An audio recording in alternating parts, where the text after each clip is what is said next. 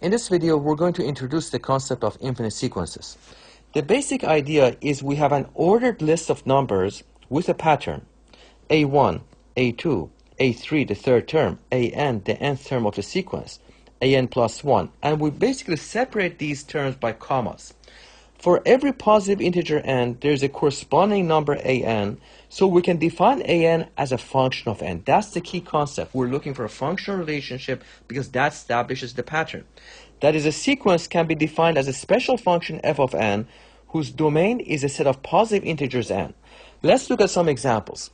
So let's look at the example f of n is equal to an is equal to n.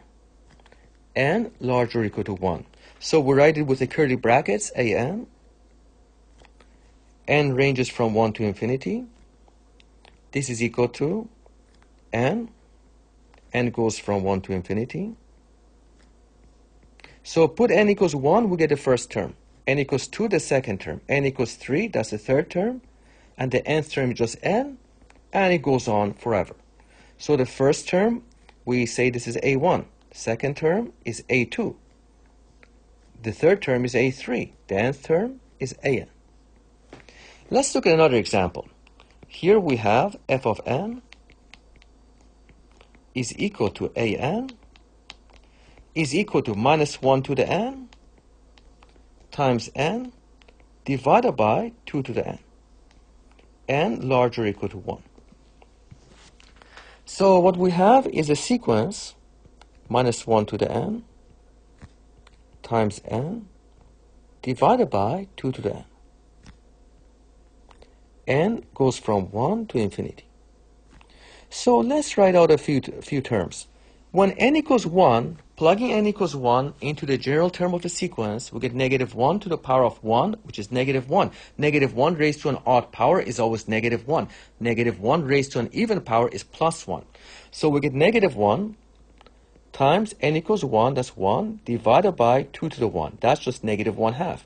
The second term would be negative 1 squared, that's plus 1 times 2, divided by 2 squared, that's 2 over 4.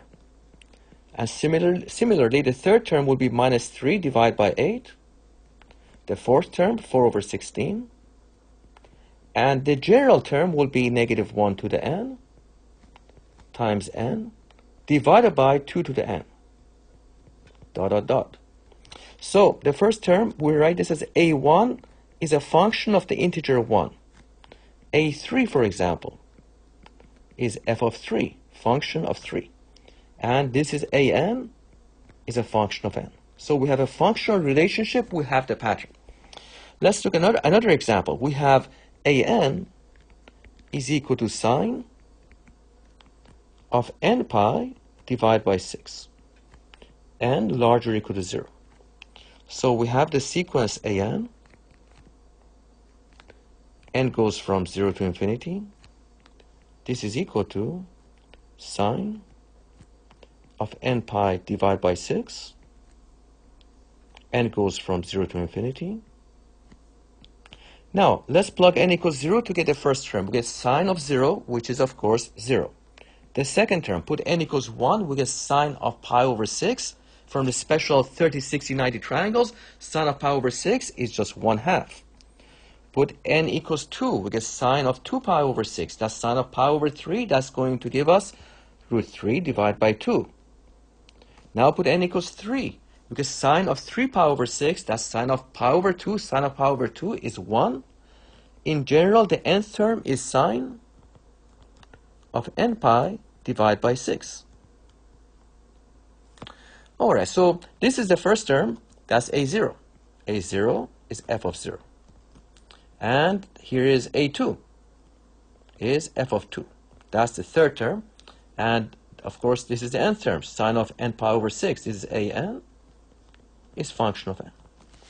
So finding a formula for the general term an of a sequence requires us to find a pattern, a functional relationship, such that an is a function of n.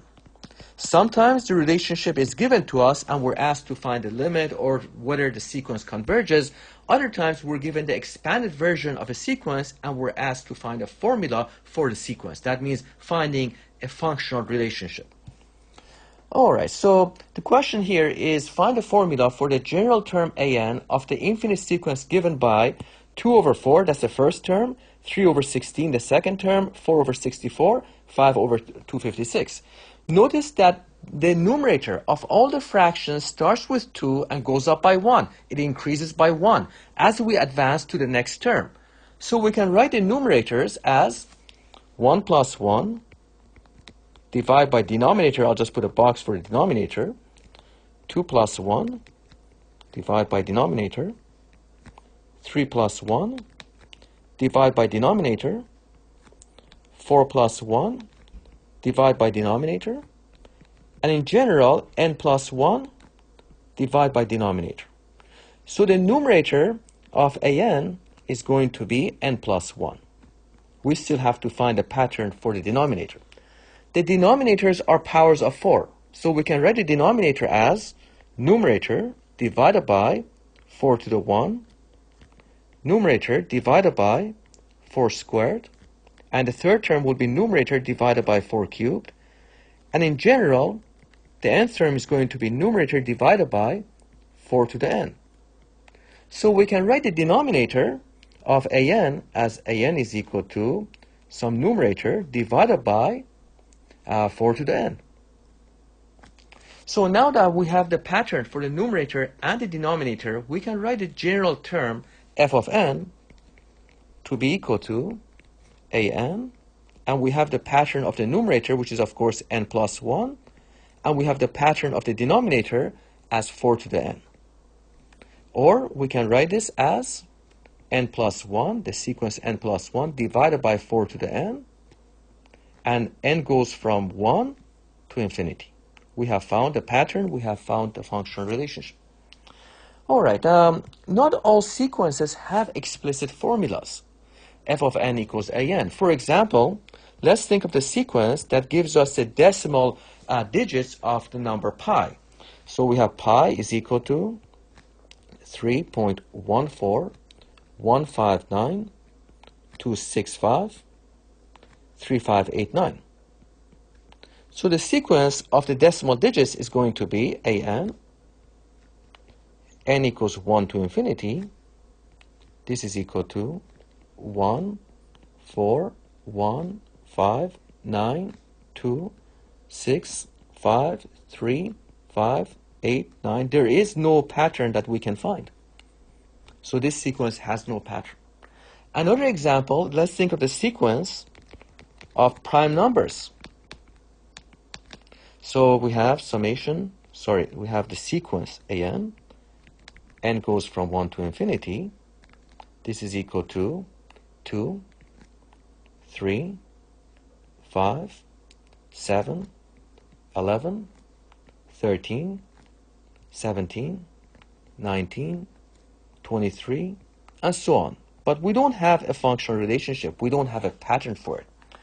So when we do have a pattern, we're often interested in finding out whether the sequence converges or not. Does it converge to a finite limit? We say a sequence an equals f of n is equal to an, n goes from 1 to infinity. We say this sequence converges if the limit of an as n goes to infinity is equal to L. That is, as n becomes arbitrarily large, as n approaches infinity, the terms of the sequence get closer and closer to L. The terms of this sequence, an, approach L. All right, so let's look at the sequence. Consider an is equal to n over n plus 2, n larger or equal to 1, so n starts at 1. Find the limit of this sequence. So we have an is equal to n over n plus 2, and n is larger or equal to 1. So let's write down some of the terms of this sequence. Plugging n equals 1, we get a1 is equal to 1 divided by 1 plus 2, that's 3. A2 is going to be 2 divided by 4, that's 1/2.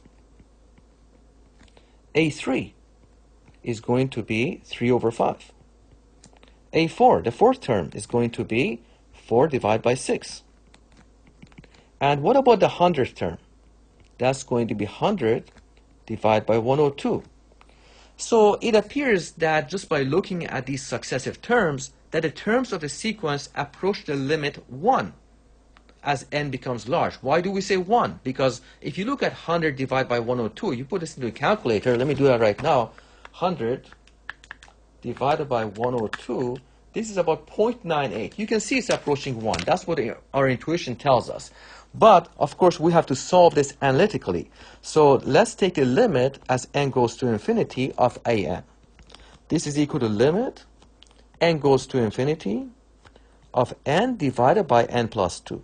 Just as we did for functions of x when we found horizontal asymptotes, we do the same thing, except now we have an integer n.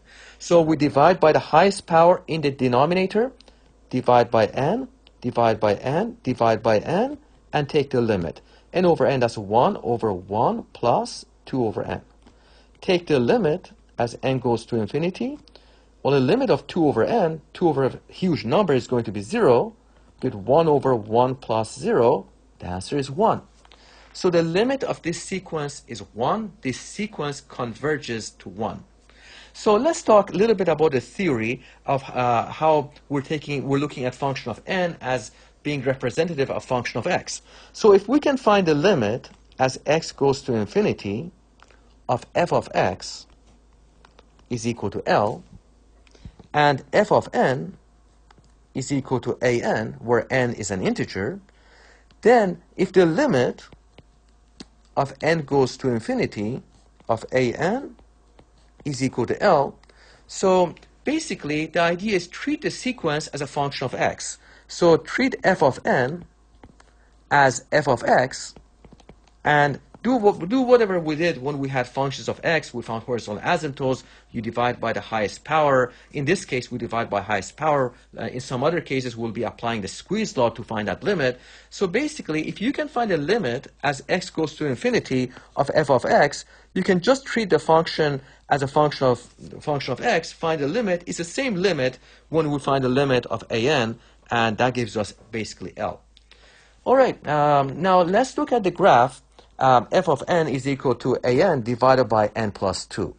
So this is a visual graph of this, and we're basically graphing x and y. So this n is acting as your x, and this an is acting as your y. So basically we have a functional relationship. F of n is, this is our f of n, this is like f of x, and this is our n. All right. So you can see we have this horizontal asymptote, if you will, that's L equals 1. You can see the sequence is approaching 1, and you can see these dots here. These dots represent the terms of the sequence. For example, this here is f of 2, and this here is f of 4. That's A4. So basically, we have the function f of x is equal to x divided by x plus 2, and that's the curve that we've drawn that goes through those sequence points.